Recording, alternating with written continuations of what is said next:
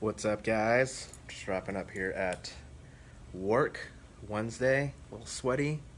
Means I'm working good, working hard. My first thought for the day is take pride in your work.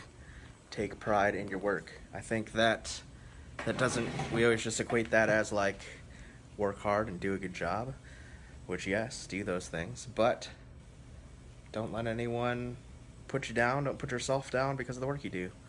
I'm a part-time custodian and clean construction offices.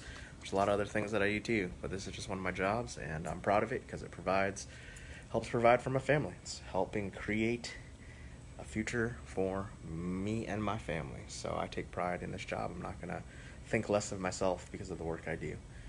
So it's work. So do hard work and take pride in it, no matter what your job is. Be proud of it, man. It's a season. You're doing good. You're doing good. I'm proud of you for working. So, yeah, thoughts on relationships and ideas. Just thinking about conflict, relationships, ideas.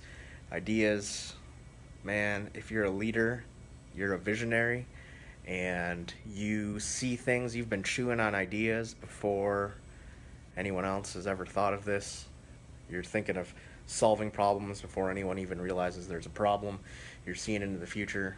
That's why you're a leader, and you're a visionary leader.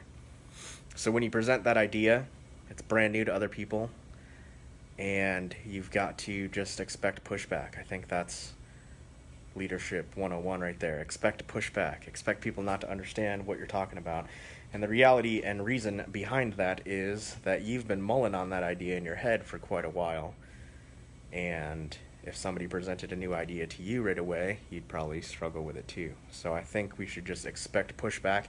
And good ideas are good, but being a good communicator of that idea, being a persistent communicator of that idea, is even better. Really doing a good job of casting that vision with your words is super important. Super important. So, yeah, just talking about relationships and conflict too within that. I was just Marco Poloing with with a buddy of mine. Whoa, that was intense. And we were talking about just conversations and conflict and stuff like that. And I think none of us have been really well trained to deal with conflict, to have hard conversations. Danny Silk, in his book Keep Your Love On, which I highly recommend, says that the point of communication isn't agreement, but understanding. The point of communication isn't agreement, but understanding. And so to get to that point of understanding is really difficult at times, especially because we're all looking at life through a different lens. We've all been raised differently. We all have different values. We all have different ideas of how things should be.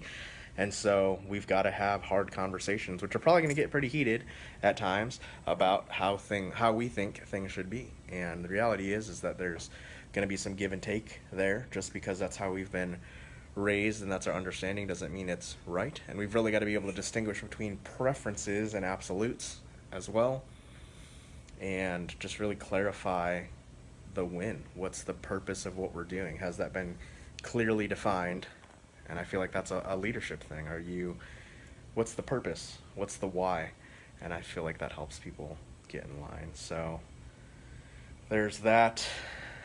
I do have some other thoughts, but I think I'm going to save them for another Facebook Live, because this title doesn't really explain it all that well. So anyway, I'm going to wrap up work here and head home. But those are my Facebook Live thoughts for today. This one's super short, but super short sometimes is super good. All right, guys. Good night.